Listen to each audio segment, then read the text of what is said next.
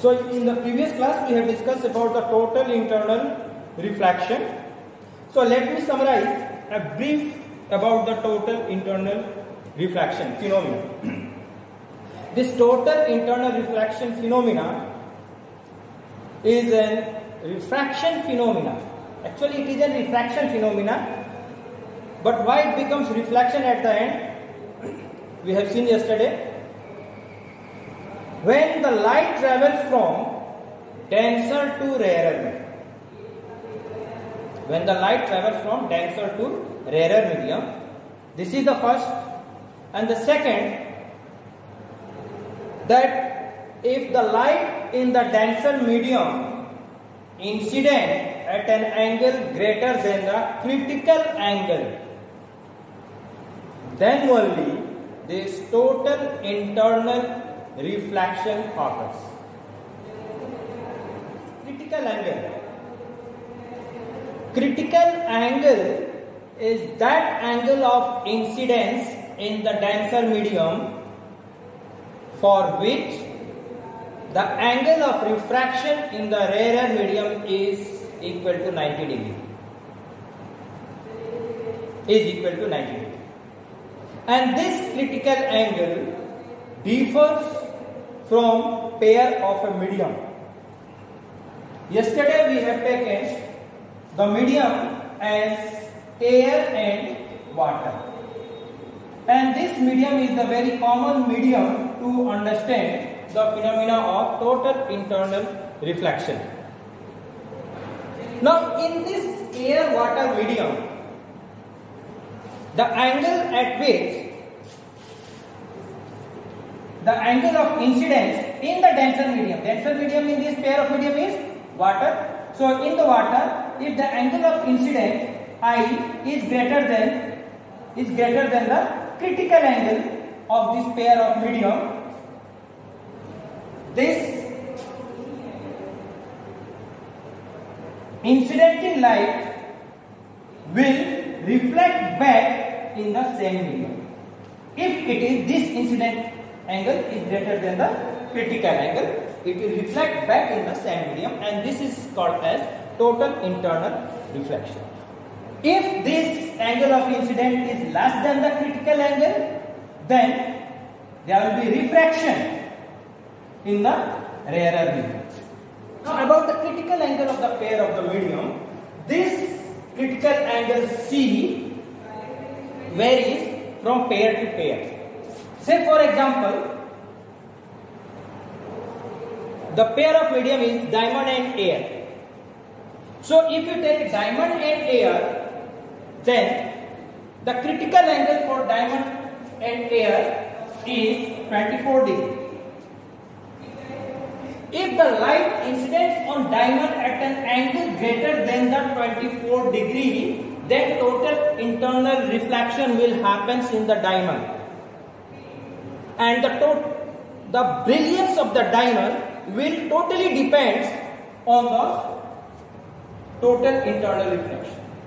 So the diamonds are multifaceted.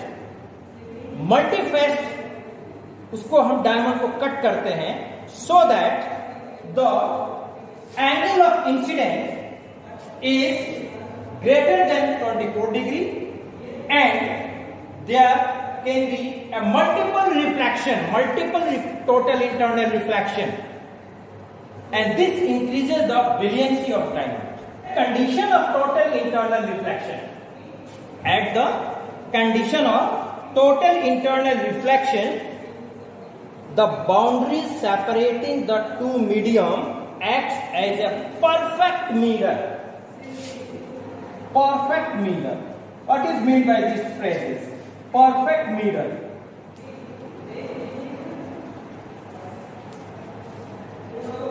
कहने का अर्थ है कि जब टोटल इंटरनल रिफ्लेक्शन का जब कंडीशन सेटिस्फाइड होता है, उस वक्त जो बाउंड्री से this is your water, a tub or a bucket full of water, and this surface of the water is the separating boundary between the air and water.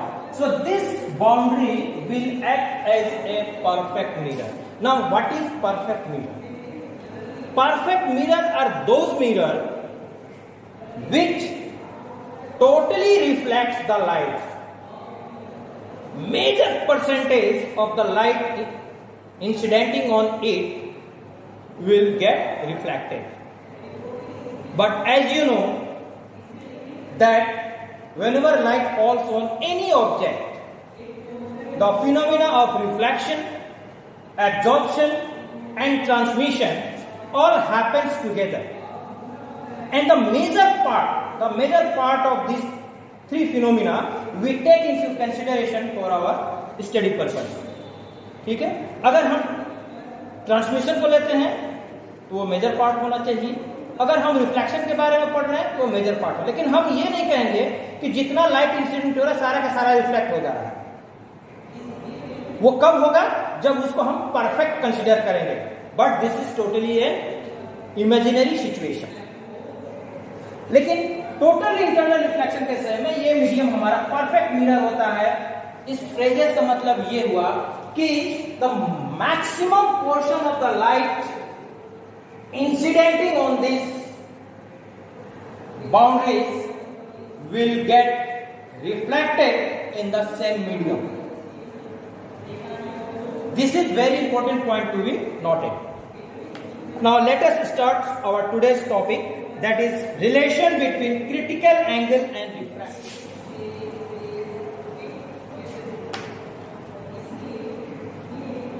So let's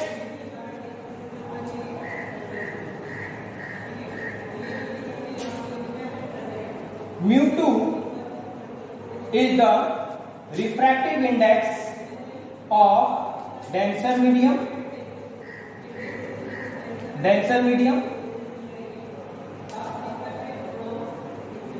and mu1 is the refractive index of rarer medium.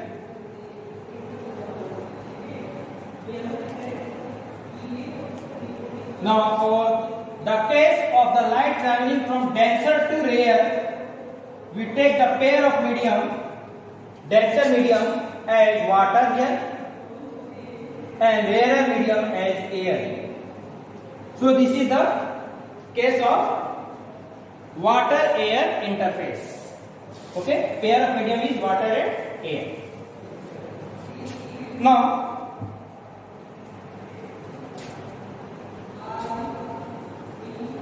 at angle of incidence I in the denser medium is equal to critical angle. Total internal reflection के लिए, ठीक है, जो condition है वो या तो incident angle critical angle के बराबर होगा या उससे अधिक होगा, लेकिन उससे कम नहीं होना चाहिए। क्रिटिकल एंगल से कम नहीं होना चाहिए, उसके बराबर हो सकता है और उससे ज्यादा भी हो सकता है। ठीक है, so taking the minimum criteria that is angle of incident is equal to the critical angle and angle of refraction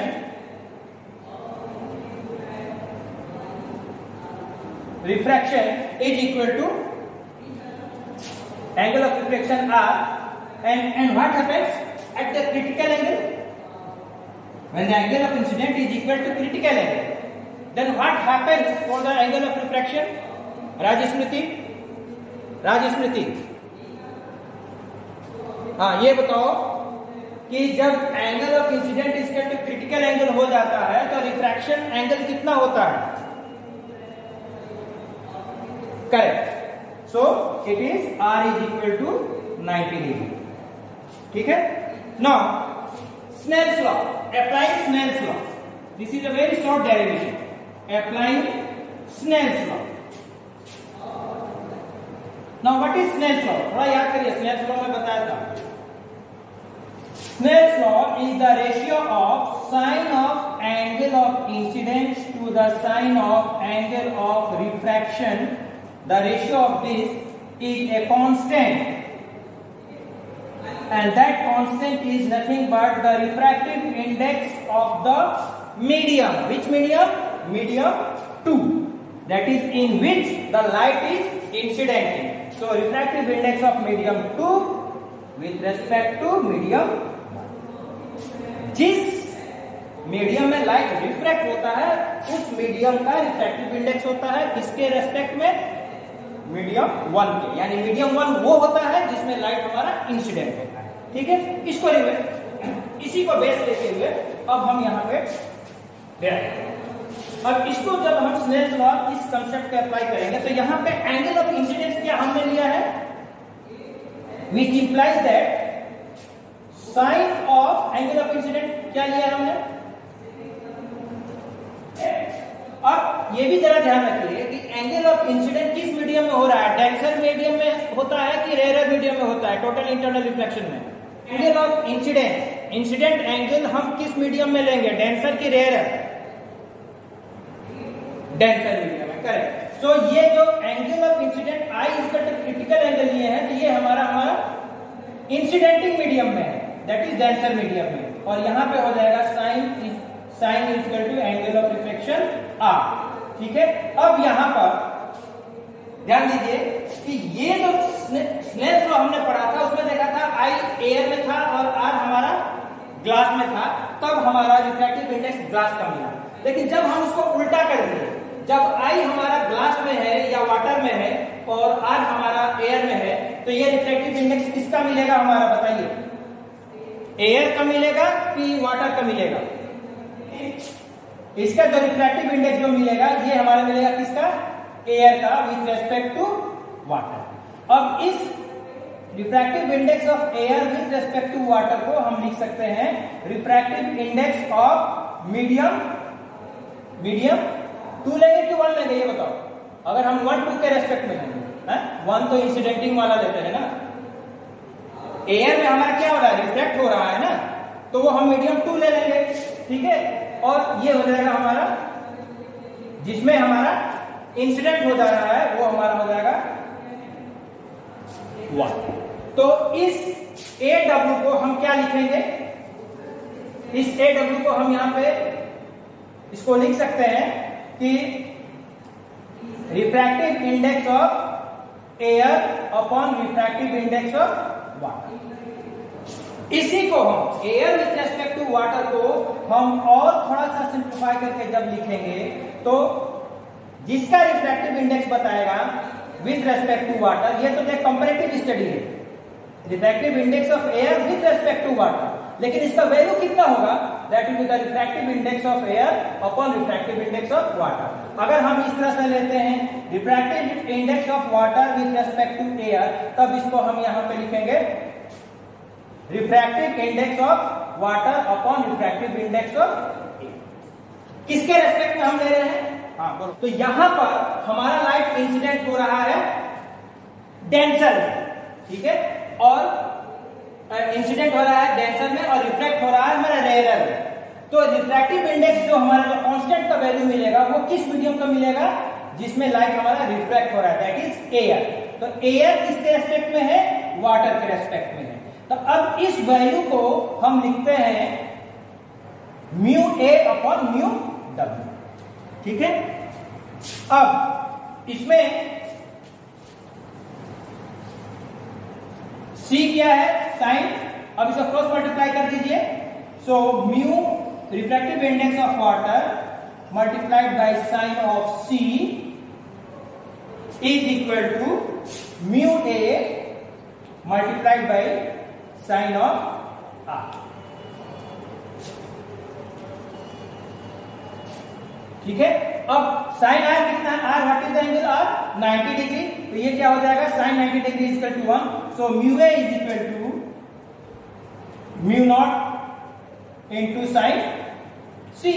so refractive index of water, अब रिफ्रैक्टिव इंडेक्स ऑफ वाटर कितना मिल जाएगा, mu A upon sine of C, and what is refractive index of air, 1, that is 1 upon sin C.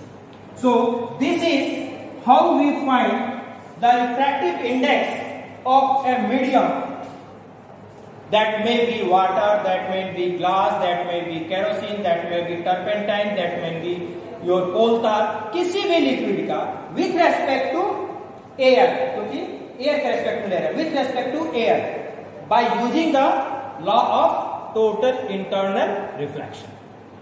तो यहां पर जिस medium में light incident हो रहा है उस मीडियम का हम रिफ्रैक्टिव इंडेक्स 1/sin c से हम निकाल सकते हैं। यानी कि अब यहां पर इस फॉर्मूला को अप्लाई करने के लिए हमको क्या जरूरत है? सपोज कीजिए कि एक मीडियम दिया हुआ है कि the critical angle for the air, critical angle for the pair of the medium is 24 degree. अब भूल जाइए कि डायमंड है तो ये डायमंड का, लेकिन अकॉर्डिंग टू क्वेश्चन यहाँ कोई मेंशन नहीं है, थोड़ा सा असाइड करते हैं। और given the critical angle for the pair of given medium is 24 degree. Okay, so find the refractive index of the medium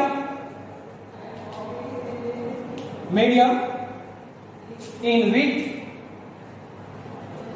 the light incidence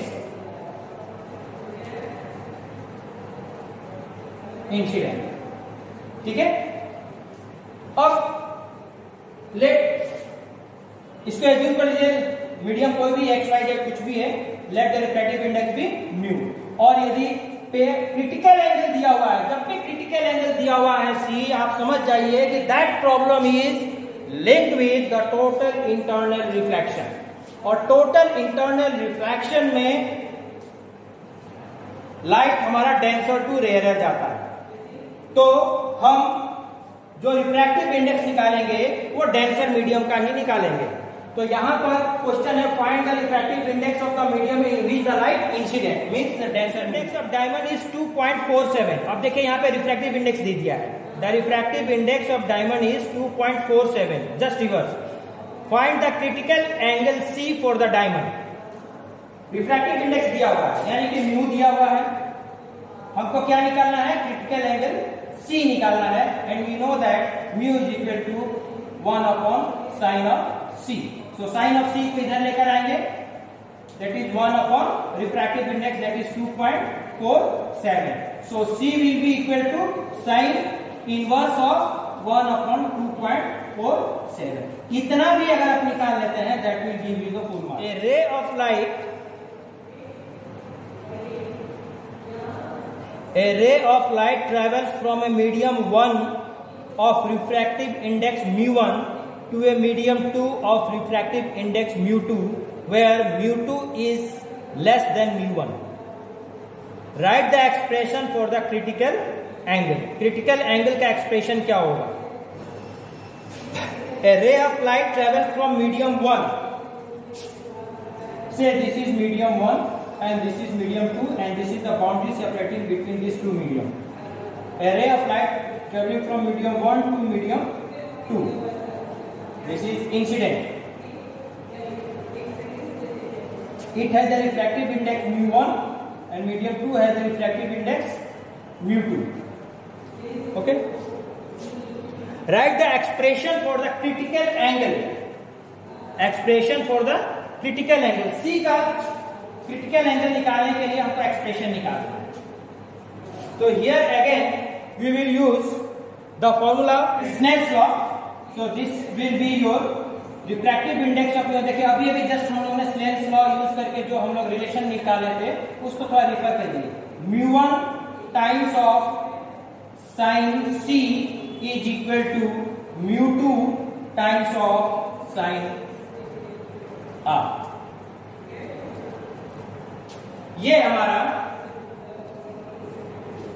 यही हमारा वर्किंग आपका इक्वेशन चलेगा इस छोटे छोटे प्रॉब्लम को निकालने के लिए। हमको क्या निकालना है? क्रिटिकल एंगल सी निकालना है।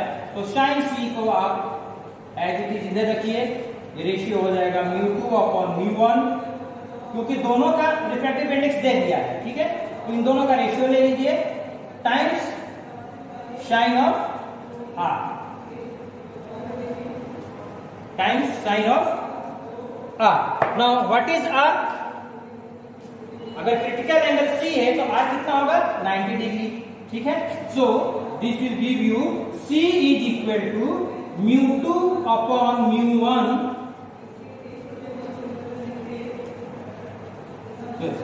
This will be equal to sin inverse of mu2 upon mu1. This is the very general formula है, लेकिन यही आपका ऑब्जेक्टिव टाइप क्वेश्चंस में यही फॉर्मूला आपका वर्क करेगा C का वैल्यू निकालने. Question, what is the critical angle for the material of refractive index √2?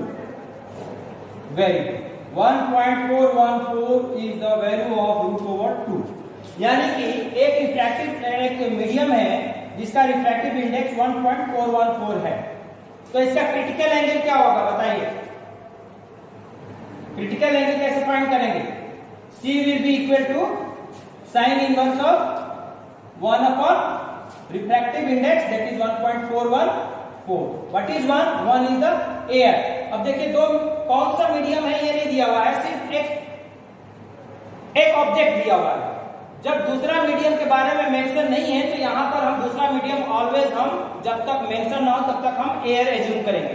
तो दूसरा मीडियम का रिफ्रैक्टिव इंडेक्स 1 हो गया और दिए हुए मीडियम का रिफ्रैक्टिव इंडेक्स mu2 हो गया. दोनों का रेशियो का साइन इनवर्स ले लेंगे. This will be your TIR. अब देखिए जो एप्लीकेशन है, एप्लीकेशन हम इसका एक नेचुरल वे में भी हम इसका एप्लीकेशन देखते हैं और इसको हम प्रैक्टिकल वे में भी इसका एप्लीकेशन लेते हैं. नेचुरली हम टोटल इंटरनल रिफ्लेक्शन का हम एप्लीकेशन कहां देखते हैं? That is the formation of optical illusion observed in the hot summer day, due to which a person sees a pond of water some distance ahead of him, in which the surrounding objects appears inverted. This is nothing but your mirror, and it is the cause of total internal reflection. Now, brilliancy of diamond, फिर मैं explain कर रहा हूं. जो हीरे की जो चमक होती है वो उसके रिफ्रैक्टिव इंडेक्स के कारण और टोटल इंटरनल रिफ्लेक्शन के कारण. अगर रिफ्रैक्टिव इंडेक्स ज्यादा नहीं होता तो टोटल इंटरनल रिफ्लेक्शन भी हमारा TIR भी हमारा ज्यादा नहीं होता. तो इसीलिए रिफ्रैक्टिव इंडेक्स और टोटल इंटरनल रिफ्लेक्शन के कारण ही हीरे की इतनी चमक होती है. और साथ ही हीरे की चमक को बढ़ाने के लिए जौहरी उसको बहुत ही मल्टीफैसेट करता है, यानी कि अलग अलग डिजाइन में उसको काटता है. अलग अलग डिजाइन में काटने का एक ही मकसद होता है कि इस तरह से वो फेस कटे होते हैं कि जो क्रिटिकल एंगल है 24 डिग्री एयर और डायमंड के बीच, उस 24 डिग्री से ज्यादा डिग्री में, यानी 25 डिग्री, 26 डिग्री, 27, 30 डिग्री में उसके ऊपर लाइट इंसिडेंट हो ताकि reflecting glass prism, total reflecting glass prism. Glass prism आप लोग सुने होंगे, देखे भी होंगे लेबोरेटरी में, आप लोग देखे भी हैं प्रिज्म. ठीक है. अब ये एक विशेष प्रकार का प्रिज्म होता मटेरियल का ही, ग्लास का ही होता है, लेकिन विशेष क्या होता है, जो लेबोरेटरी में हमारे पास जो प्रिज्म है वो इक्विलैटरल प्रिज्म है. मींस ऑल साइड हमारा इक्वल है और एंगल, सारे एंगल हमारा 60 डिग्री है. लेकिन जो ये टोटल रिफ्लेक्टिंग जो ग्लास प्रिज्म होता है ये आइसोसेल्फ प्रिज्म होता है और वन एंगल इसमें 90 डिग्री का होता है. कोई भी एंगल एक 90 डिग्री का होता है और दो साइड इसके म्यूचुअली ऑपोजिट साइड्स, कोई दो साइड्स ये हमेशा बराबर लेंथ के होते हैं. सो आइसोसेल्स का मतलब आप समझते हैं. A totally reflecting glass prism is a right angled isosceles prism that turns light through either 90 degree और 180 डिग्री. इस प्रिज्म से जब हम किसी ऑब्जेक्ट का जब हम इमेज बनाते हैं इस राइट एंगल आइसोसेलेस प्रिज्म का यूज करके हम उस इमेज को 90 डिग्री में टर्न कर सकते हैं। जनरली क्या होता है, आज तक क्लास 10 तक आप लोगों ने जो इमेज देखा होगा, ठीक है, वो इस प्रकार से, अगर ये ऑब्जेक्ट है तो इमेज हमारा इन्वर्टेड है, तो दोनों के बीच में क्या हो गया, ये 180 डिग्री का हो गया, ठीक है। या फिर ये हमारा इस प्रकार से अगर ऑब्जेक्ट होगा तो इमेज हमारा इन्वर्टेड होगा, रियल इमेज की बात हो रही है, ठीक है। तो यहां पे जो रियल इमेज जो बनेगा ये हमारा जस्ट इसका अपोजिट होगा, और यहां पर भी इन दोनों के बीच में 180 डिग्री। हम ऐसा क्या करेंगे कि ऑब्जेक्ट और इमेज के बीच में 90 डिग्री हो जाए, यानी कि यदि ये हमारा ऑब्जेक्ट है तो इसका इमेज या तो इधर बने क्रिएटिंग ए 90 डिग्री, या इधर बने क्रिएटिंग ए 90 डिग्री, ठीक है। तो ऐसे करने के लिए हम टोटल रिफ्लेक्टिंग ग्लास प्रिज्म, जो कि एक आइसोसेलेस राइट एंगल प्रिज्म होता है, उससे हम ये इन्वर्ट कर देते हैं, और ये इन्वर्शन का जो फिनोमिना होता है ये TIR के फिनोमिना के कारण ही ये होता है। अब कैसे होता है, थोड़ा सा हम एक प्रिज्म बनाकर आपको बताते हैं, आइसोसेलेस राइट एंगल प्रिज्म।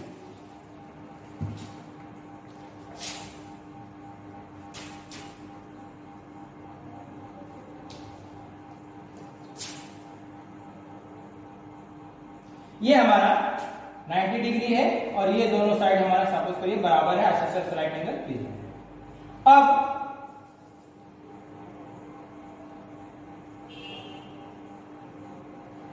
यहां पर हमारा ऑब्जेक्ट है, दिस इज योर ओ, ठीक है। इस ऑब्जेक्ट के हेड से और टेल से दो पैरेलल रे इंसिडेंट हो रहे हैं, ठीक है। तो ये नॉर्मल है, आप जानते हैं कि जब नॉर्मली जब रे किसी इंटरफेस को नॉर्मल इंसिडेंट होते हैं तो वो नॉर्मल ही वो पास आउट हो जाते हैं, there is no bending. Normal अगर ये नॉर्मल हो रहा है तो ये नॉर्मल पास होगा, अब यहां जाएगा ये टकराएगा। जब ये 90 डिग्री है तो टोटल एंगल 180 डिग्री का होता है, तो ये एंगल हमारा 45 डिग्री और ये हमारा एंगल 45 डिग्री, ठीक है। अब इस 45 डिग्री एंगल पे ये यहां पे इंसिडेंट हो रहा है, तो हम यहां पे जो नॉर्मल बनाएंगे ये 90 डिग्री पे हमने बनाया, ठीक। तो 45 डिग्री पे हो गया। अब देखिए यहां पे ये ग्लास और एयर ग्लास मीडियम हो गया, एयर से ग्लास में, तो एयर ग्लास मीडियम हो गया, और एयर ग्लास मीडियम का हमारा जो क्रिटिकल एंगल होता है ये हमारा 42 डिग्री होता है। रिमेंबर, इसको नोट भी कर लीजिए, एयर ग्लास मीडियम का के बीच जो एंगल क्रिटिकल होता है वो 42 डिग्री पे होता है। मतलब कि 42 डिग्री पे अगर लाइट इंसिडेंट करेगा ग्लास पे तब वो टोटली रिफ्लेक्ट होगा। तो यहां पे जो इंसिडेंट हो रहा है कितना हो रहा है, 45 degree, means it is greater than 42 degree, so it will reflect back in the same medium making an angle 45 degree with the normal, ठीक है। तो ये 45 डिग्री होती है, ये भी 45 डिग्री, और 45 प्लस 45 ये क्या हो गया, टोटल 90 डिग्री हो गया। सो अब यहां पे रिफ्लेक्ट, ठीक है, और ये हमारा क्या हो जाएगा, सेम इसी तरह से ये हो जाएगा हमारा यहां पर। अब देखिए ये जो है रे, ये हमारा हेड को लेके आ रहा है, तो ये हो गया हमारा हेड, और नीचे का जो रे है ये हमारा टेल है, ये इसको हम ज्वाइन कर दिए टेल से। अब देखिए ये ऑब्जेक्ट जो खड़ा था ये लेटा हुआ है, अगर आप दोनों को मिलाएंगे तो दोनों के बीच में हमारा 90 डिग्री है, तो 90 डिग्री हमारा ये हमारा लेटरली ये इन्वर्ट कर देता है आइसोसेलेस, ठीक है। So this is all for today. In the next class we will see